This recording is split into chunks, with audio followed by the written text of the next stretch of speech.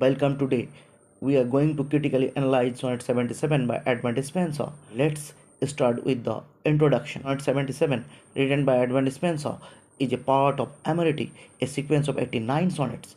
The sonnet borrows the idea of golden apples from the Italian poet Torquato Tasso. Tasso describes his beloved's breast through two analogies, autumnal fruits and the legendary golden apples. The sonnet is a fusion of sensuality and spirituality, highlighting physical divinity. In the first quatrain, Spenser compares his beloved's bosom to a silver dish, and in the third quatrain, her breast to the fruits of paradise, showing the fusion. Unlike Sonnet 67, it describes a condition rather than an event. Here is the structural figure of Sonnet 77.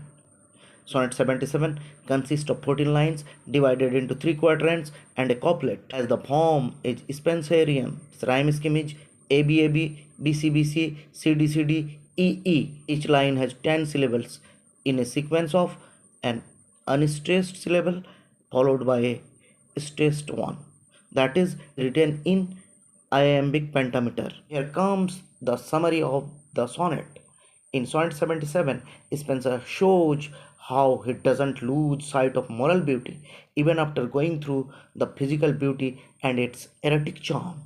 Initially, Spenser compares his beloved's body to an ivory table, her breast area to a silver dish, and her breast to two golden apples.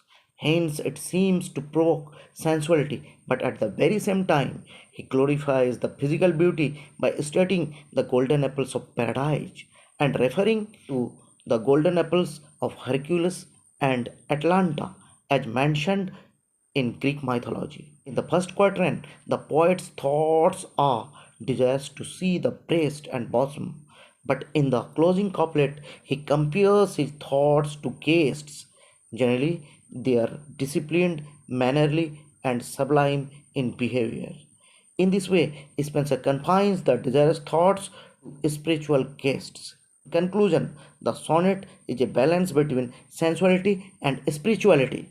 Having gone through the introduction, summary, and detailed explanation in the last video on Sonnet 77, we now move on to the themes. Compliment expresses devotion in love. In Sonnet 77, Spenser metaphorically compares his beloved's body to a banquet table made of pure ivory, while her breasts are likened to the legendary golden apples that Hippomenes used to entice Atlanta in Greek mythology. In a biblical context, breasts are compared to the fruit of paradise. All these comparisons highlight not only her physical beauty but also her spiritual purity. Thus, all the compliments reflect the poet's deep devotion to his beloved. Second theme is beauty as a means to glorify love. Beloved's physical beauty is used as a way to express the greatness and richness of love. It is the exceptional beauty of her body that allows Spenser to glorify love through comparisons to objects like an ivory table and a silver dish. Third theme is harmony between sensuality and spirituality. Spenser cleverly compares his beloved's body and breast to an ivory table and a silver dish, making them appear alluring. At the same time, breast is also compared to the fruit of paradise, making it seem divine. Now, let's look at the poetic devices used in the sonnet: imagery, symbolism, and allusions. Words paint a picture in your mind, that is imagery. When something concrete, such as words, pictures, colors, or sounds, conveys something abstract, such as emotions, feelings, themes, or ideas, it is called symbolism. The metaphor, a goodly table of pure ivory, all spread with junkets, evokes the image of royal banquet table adorned with luxurious foods or delicacies, symbolizing the beauty, purity, and attractiveness of her body, amongst which there in a silver dish did lie two golden apples,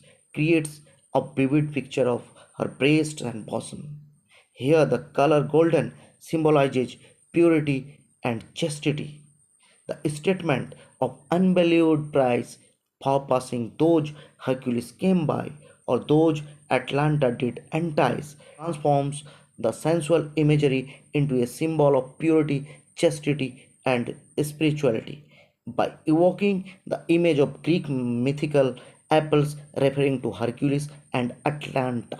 An allusion is an indirect reference to a person, place, event, or work from history, mythology, religion, literature, or culture to convey deeper meaning or ideas. The reference to Hercules and Atlanta in Sonnet 77 are drawn from Greek mythology. The golden apples symbolize rare beauty and value as they were faced by Hercules, strongest man on earth, from the garden of Hesperides.